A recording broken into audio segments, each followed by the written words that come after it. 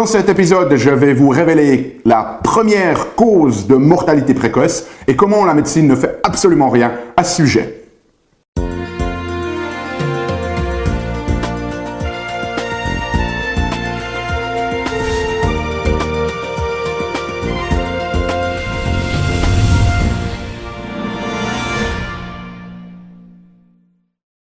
Bonjour, je suis le Dr Yannick Pauly, bienvenue dans un nouvel épisode d'Une Grande Vie où nous allons parler cette semaine de la première cause de mortalité précoce dans le monde moderne et comment la médecine ne fait absolument rien à ce sujet. Alors nous sommes en 2024 et cela fait 20 ans maintenant que la 5e édition d'une véritable Bible nutritionnelle a été publiée. C'est un livre très important, c'est le livre du docteur Jean Seignalais qui s'appelle « L'alimentation ou la troisième médecine ». Alors, je ne pourrais pas tarir d'éloges sur cet ouvrage qui est absolument excellent pour deux raisons. Un, parce qu'il est extrêmement complet en termes scientifiques, mais aussi parce que le docteur Seignalais partage les résultats qu'il a obtenus en tant que clinicien qui applique des principes d'alimentation qu'il a obtenu auprès de ses patients qui présentaient des dizaines et des dizaines de pathologies différentes. Et donc, pour chaque pathologie, il présente les résultats, donc ce que l'on peut attendre de l'alimentation.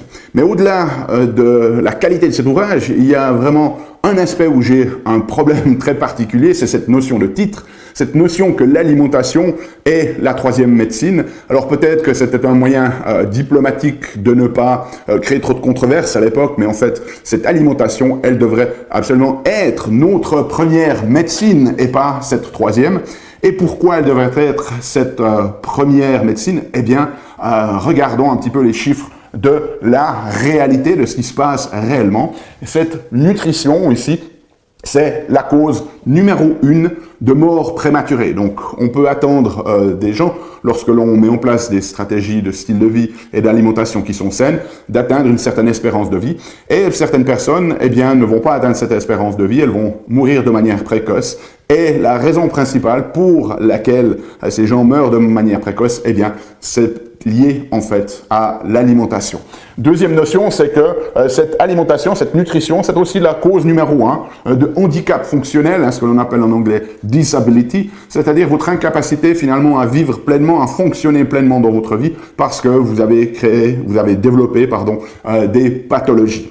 Et donc, on voit que cette alimentation, cette nutrition, elle est extrêmement importante. En 2017, régulièrement, des instances publient ce que l'on appelle « the Global Burden of Disease ». C'est un rapport qui détermine les causes de la mortalité dans le monde. Et cette alimentation, elle était responsable pour 22% des décès, c'est-à-dire qu'un décès sur 5 dans le monde est lié à une mauvaise alimentation, à la malbouffe. Et en fait, dans ce chiffre n'est pas inclus les décès qui sont liés à la malnutrition, par exemple dans le tiers-monde où les personnes décèdent parce qu'elles n'ont pas suffisamment à manger. Là, on parle des décès liés vraiment à l'incapacité à se nourrir de manière saine. Donc on voit que cette alimentation, elle est absolument fondamentale. Elle joue un rôle majeur dans la mortalité précoce. Elle joue un rôle majeur dans la morbidité, c'est-à-dire le développement de maladies ou de pathologie. Et puis elle joue aussi un rôle extrêmement important sur notre longévité et notre espérance de vie.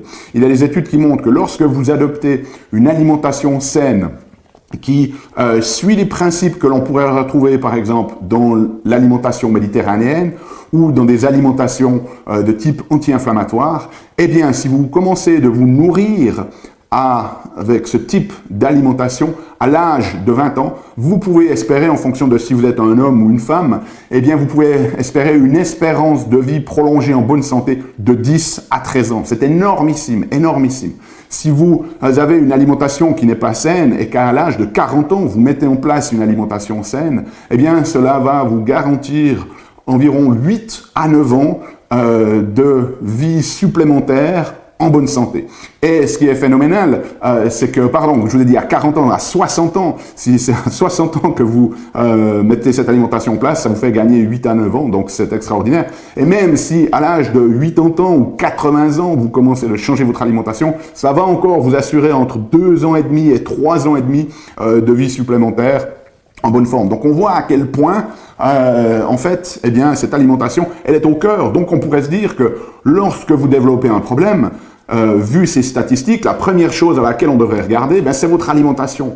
Et puis, je pense que vous êtes d'accord avec moi, si vous allez voir votre médecin pour une problématique, c'est de loin pas le thème principal qui est exploré dans la consultation. Donc, on a cette différence entre cette espèce de réalité et puis une autre réalité que je vais appeler en fait l'illusion. C'est l'illusion de la médecine qui est supposée prendre soin de nous. Et donc, si l'on sait que la cause principale des pathologies et de la mort précoce, c'est l'alimentation, eh bien, dès le moment où vous développez, et de la morbidité aussi, dès le moment où vous développez une pathologie ou un problème, eh bien, qu'on le regarde au niveau de cette alimentation. Et en fait, la médecine, à ce niveau-là, est complètement à côté de la plaque. Regardons quelques statistiques. En 1985, aux États-Unis, les instances sanitaires dirigeantes ont recommandé que 25 heures soit dédiées à la nutrition dans tout le cursus médical. Okay? Donc, vous imaginez un cursus d'au minimum 4 ans. La plupart, ils font quoi maintenant? 5, 6 ans avec les spécialités. On peut imaginer qu'un médecin se forme pendant une dizaine d'années et l'on propose le maigre quantité de 25 heures de nutrition. Que pouvez-vous apprendre en 25 heures? Et en fait, à l'époque, seuls 27% des collèges appliquaient ces recommandations. Donc, 1 sur 4. Les autres n'atteignaient même pas ce nombre d'heures. En fait, dans les années 2000, ce qui est très intéressant, en Californie, une loi a été proposée pour qu'il y ait au moins 12 heures, imaginez-vous, excusez-moi du peu, au moins 12 heures d'alimentation dans le cursus complet d'un médecin. Eh bien, l'association californienne des médecins s'est opposée à cette loi, parce que bien évidemment, qu'est-ce qu'on va aller perdre notre temps à faire de l'alimentation? Elle ne joue pas un grand rôle dans notre santé. Excusez-moi ici d'être un petit peu sarcastique. En 2021, la moyenne des heures enseignées en nutrition dans un collège aux États-Unis était de 11 heures. Et donc ça, c'est une moyenne. Ça veut dire qu'il y a des collèges qui vont faire les recommandations de 22 heures. Et donc ça veut dire que d'autres n'enseignent quasiment rien du tout. Alors c'est très intéressant parce que lorsque l'on fait des sondages auprès du public en général, eh bien le public pense que les médecins sont bien formés au niveau de l'alimentation, alors que ce n'est pas le cas. On vient de voir les statistiques. Et en fait, 6 sur 7 médecins se sont absolument mal formés à la nutrition. Maintenant, on ne sait pas si le 7e, lui, a pris des cours de côté et se sont bien formés, ou bien alors si c'est une personne qui est tellement dans son ego qu'elle pense savoir alors qu'elle ne sait pas. On trouve aussi très certainement ce cas de figure. Mais vous voyez que plus de 70% des médecins formés avaient eu moins de 2 heures. Moins de 2 heures sur l'alimentation. Et donc, que peut-on attendre d'une personne lorsqu'elle était formée moins de 2 heures dans un domaine, après, à part peut-être un avis très biaisé, si vous voulez, une opinion très biaisée.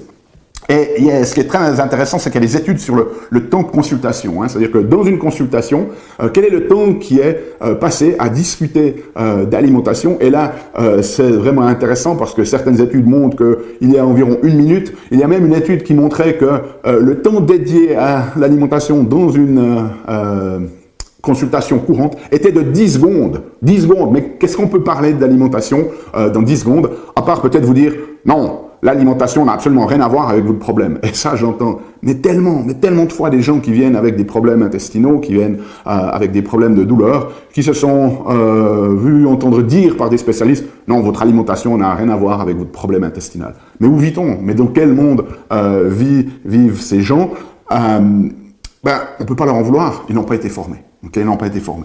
74% des médecins reconnaissent qu'ils abordent la nutrition avec leurs patients moins d'1 fois par mois. C'est-à-dire que, imaginez un médecin qui voit peut-être, je ne sais pas, 100 patients par semaine, eh bien, sur un mois, il y aura peut-être 1 fois où cette alimentation sera discutée, en général allez, soyons gentils, pour moins d'1 minute, sur 400 consultations. Donc, vous voyez que ce n'est absolument pas une priorité en médecine.